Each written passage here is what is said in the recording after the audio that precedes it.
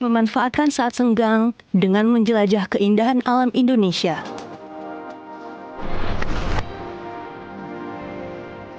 Menikmati bawah laut di pantai ujung utara Indonesia.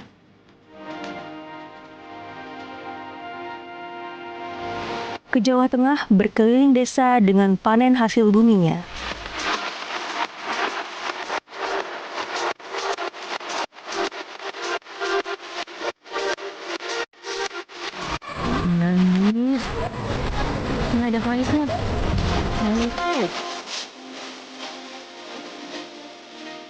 Dan pengalaman snorkeling di antara pulau Wet'wan Kars yang megah di tanah Papua.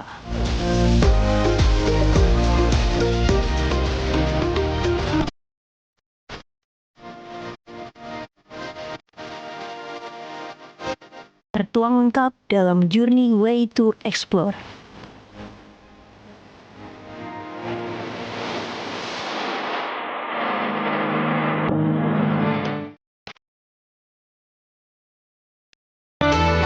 Mengeksplorasi Aceh rasanya belum lengkap jika belum menginjakan kaki di kota Sabang. Waktu tempuh dari Banda Aceh menuju Sabang hanya 45 menit. Harga tiket kapal cepatnya Rp80.000 untuk satu kali keberangkatan. Sabang merupakan daerah kepulauan dengan bentang alam pesisir. Di Sabang ada banyak sekali penginapan. Wisatawan dapat memilih penginapan berupa kamar, cottage, ataupun resort dengan fasilitas kelas bintang 5.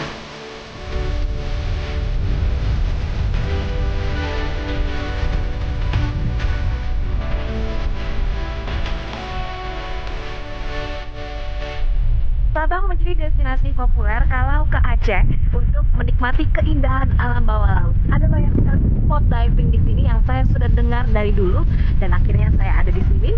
Penasaran banget untuk segera diving.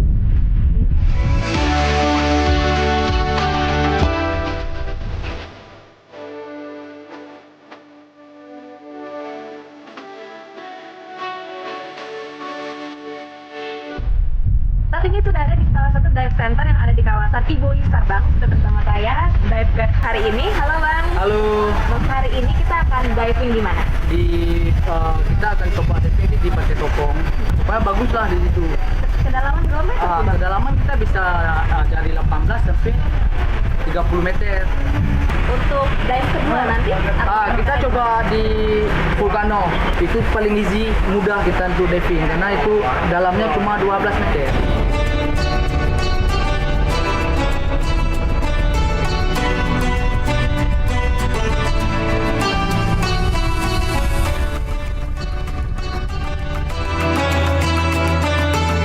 Pantai Tokong merupakan salah satu spot menyelam favorit di perairan Sabang. Ternyata keindahan alam bawah laut Indonesia bagian barat tidak kalah dengan Indonesia bagian timur. Di sini saya menjumpai banyak sekali jenis ikan, mulai dari ikan-ikan kecil hingga yang berukuran besar. Untuk menyelam di Pantai Tokong, penyelam harus memperhatikan kondisi arus. Karena perairan ini memiliki arus yang kuat dan berombak di permukaan pada waktu-waktu tertentu. Tak heran perairan ini terdapat banyak sekali ikan karena kondisinya berarus. Selain ikan, spot penyelaman Pantai Tokong juga didominasi sifen.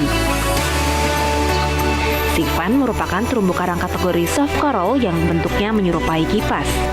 Sifen yang saya jumpai ini memiliki ukuran yang bervariasi. Banyak diantaranya yang berukuran sangat besar, bahkan lebih besar dari tinggi badan saya. Wow! Usia sifen besar ini diperkirakan lebih dari 50 tahun. Bayangkan, jika sifen ini rusak, butuh berapa lama lagi agar dia bisa tumbuh sebesar ini. Oleh karena itu, harus kita jaga bersama ya. Lokasi penyelaman kedua ialah underwater volcano.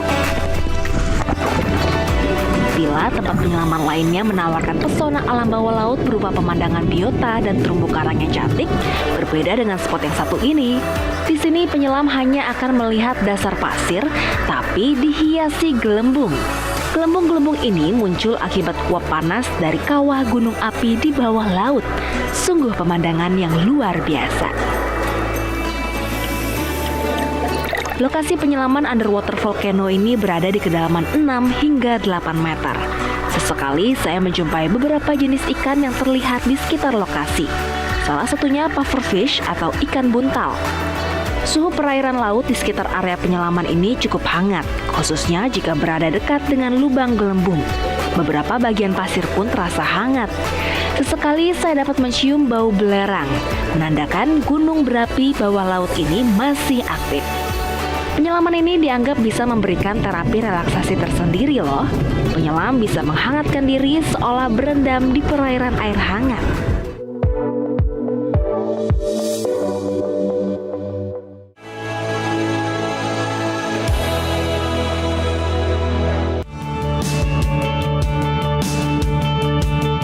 Kabupaten kecil di Jawa Tengah syarat akan budaya dan sejarah.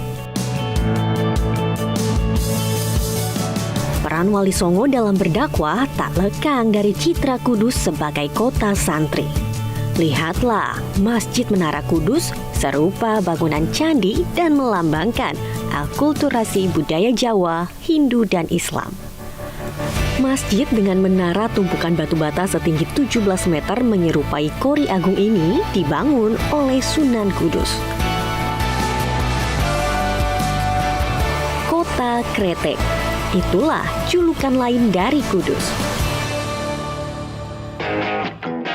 Saat mengunjungi Museum Kretek, saya mendapatkan informasi jika di tahun 1880-an, seorang penduduk Kudus bernama Haji Jamhari merajang cengkeh hingga halus, dicampurkan pada tembakau dan dilinting menggunakan kulit jagung atau klobok.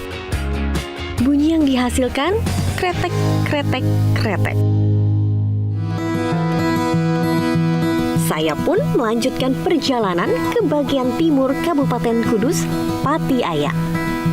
Di sana terdapat wisata rumahan dengan memori masa lalu. Ini terutama ini rumah sangat jadul banget Kak ya. Dibangun sejak tahun 1945. Berbagai macam tempat untuk spot-spot foto. Juga kakak juga bisa kok pakai baju jadul seperti ini. Boleh, iya, bisa nih bisa ada. di belakang sediain semuanya. Saya coba ya Mas? Iya, silakan yuk.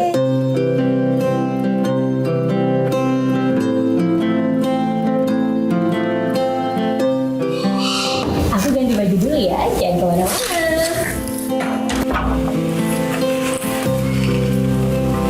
Sugeng rawuh wonten griya jadul Patiayak.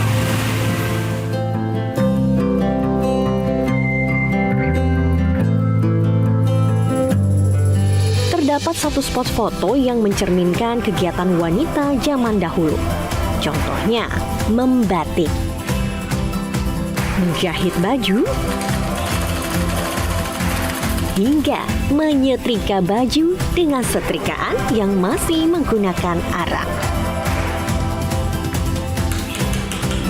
Di bagian rumah lainnya pun saya menemukan radio dan televisi tempo dulu. Tergerus oleh waktu, inilah suasana dapur luar ruang dan kompor dengan kayu bakar. Terdapat peralatan memasak tungku dan pawon dari tanah liat. Di sini mengingatkan saya pada masa kecil, yaitu berada di rumah Mbah.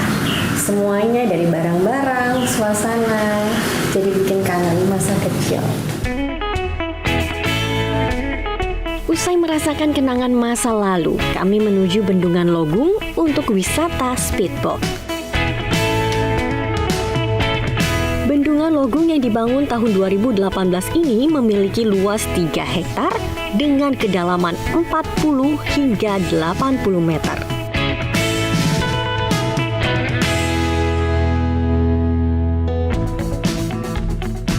Menutup hari di Bendungan Logung sangat sempurna. Airnya begitu bersih, tidak ada sampah, udaranya sejuk, pemandangannya ada bukit, ada gunung. Tadi pun sudah mencoba baju zaman dahulu. Nah, nanti saya akan mencoba batik khas Kudus. Seperti apa? Tetap di Journey.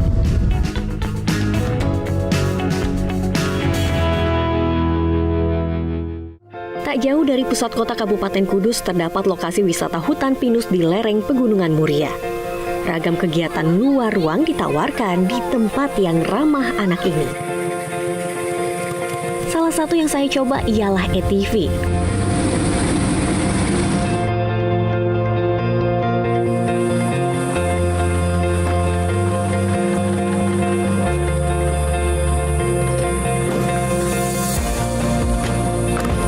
Selanjutnya, saya berkeliling ke desa sekitar dengan naik jeep bersama Mas Ato.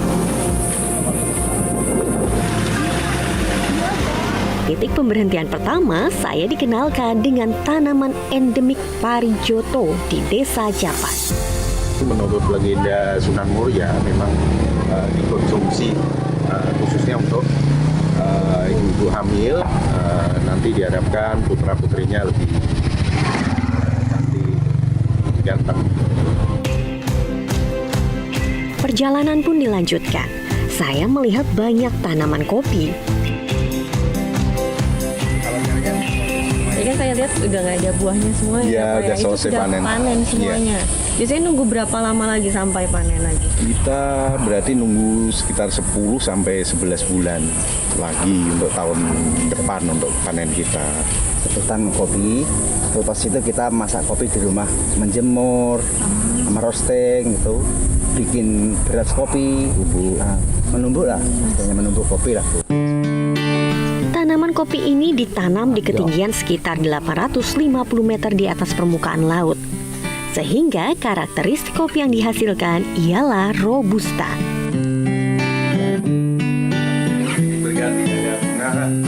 Tak hanya kopi saja, hasil alam lainnya ialah jeruk pamelo. Wow, gampang sekali ternyata Om. Kami pun kembali ke Pijar Park untuk segera mencicipi buah yang telah saya petik. Jadi ini dia buah yang tadi kita petik. Mirip banget kayak jeruk Bali, tapi nggak ada bijinya. Coba ya. Manis, nggak ada pahitnya. Manis, natural, enak banget.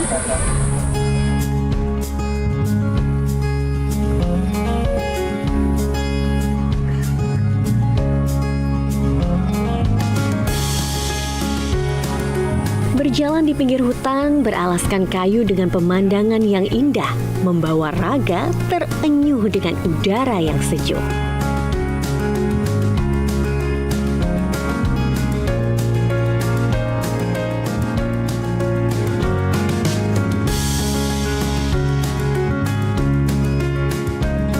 Saya pun mencoba penginapan dengan pemandangan langsung ke Pinus Kajar. Penginapannya begitu luas. Pemandangannya langsung ke bukit untuk menikmati keasrian pinus-pinus di lereng gunung. Tepat di depan kamar saya juga menjadi lokasi untuk menikmati sunset sambil menikmati nyimit, cemilan khas Kajar dan es buah. Pemandangan yang memesona menanti terbenamnya sang surya di garis bukit Pegunungan Muria untuk menutup hari dengan keheningan.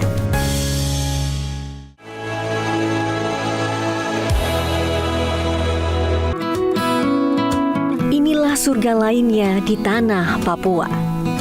Kaimana, kabupaten di Papua Barat ini menyimpan pesona yang tak kalah memukau. Berada di bagian leher burung Pulau Papua, Kaimana menyajikan keelokan laut Arafuru, pohon-pohon kelapa, mangrove, hingga pantai pasir putih yang eksotis.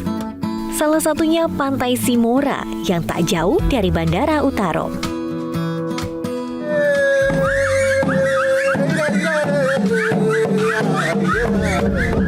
Sesampainya di sana, saya disambut oleh sanggar tari Mokasienak. Saya langsung dikenakan mahkota dan kalung khas Papua.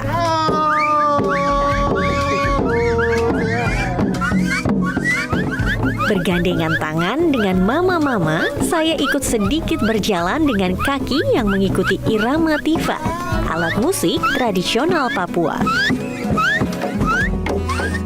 Tifa sofa ini terbuat dari kayu dan kulit biawak loh, travelers. Tarian dan lagu yang disenandungkan bernama Ronevite. Tanah Papua, surga dunia wisata dan keindahan ciptaan Tuhan. Satu lagi yang tersembunyi dari Papua Barat, yaitu Teluk Triton. Untuk menuju ke Teluk Triton, travelers dapat menyewa kapal dari Pelabuhan Kaimana dengan durasi 1-3 jam, tergantung jenis kapal yang digunakan. Sesampainya di Teluk Triton, travelers bisa memilih bermalam di resort yang tak jauh dari bibir pantai dan pasir putih. Suasana hening, deburan ombak, dan angin laut dapat Anda rasakan di sini. Teluk Triton memiliki kekayaan biota laut. Contohnya saja, hiu paus atau whale shark. Jadi, aktivitas pertama yang saya lakukan adalah mencari whale shark. Hewan ini biasanya berada di dekat bagan nelayan karena terdapat ikan-ikan kecil sebagai makanannya. Kapalku pun mencoba merapat ke bagan-bagan yang ada di tengah laut. Namun saya kurang beruntung nih travelers. Kata nelayan, sudah beberapa hari ini mereka tak pernah melihat hiu paus. Sampai saat ini telah teridentifikasi sebanyak 97 individu hiu paus di Kaimana yang berukuran antara 3 hingga 7 meter. Akhirnya kami mencoba mencari tempat yang menarik untuk menikmati udara yang sejuk dan bebas polusi ini. Karakter Pulau Triton ini memang tak kalah menariknya dengan Raja Ampat. Hamparan Pulau Kars dengan hijaunya pepohonan dapat mudah dijumpai di Teluk Triton.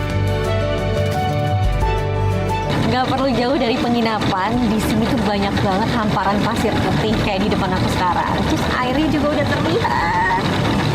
Jernih sekali. Aku sekarang mau coba snorkeling dulu, penasaran seperti apa di bawah laut.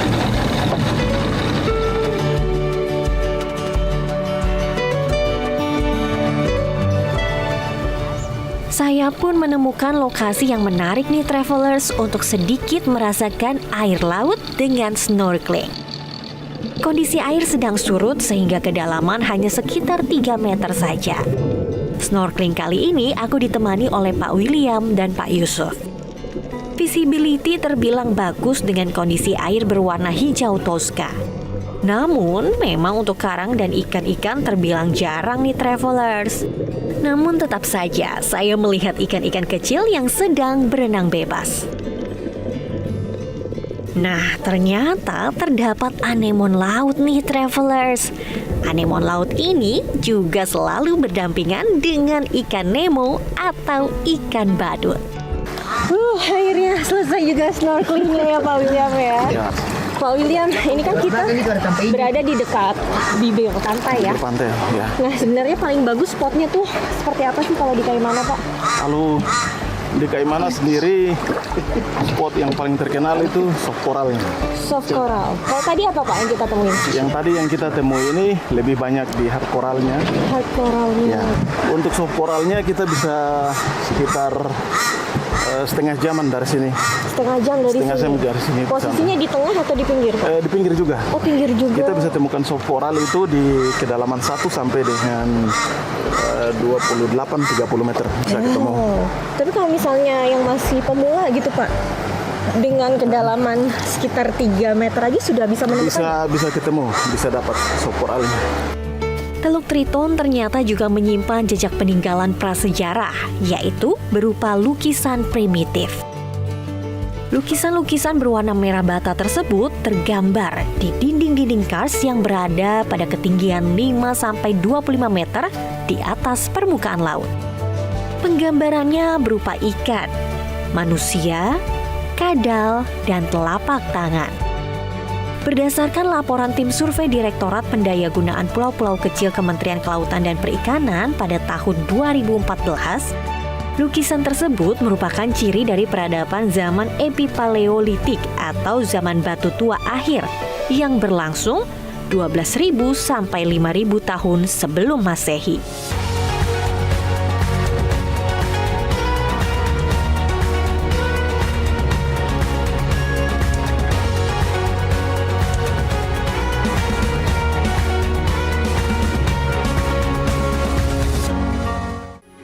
Metro TV.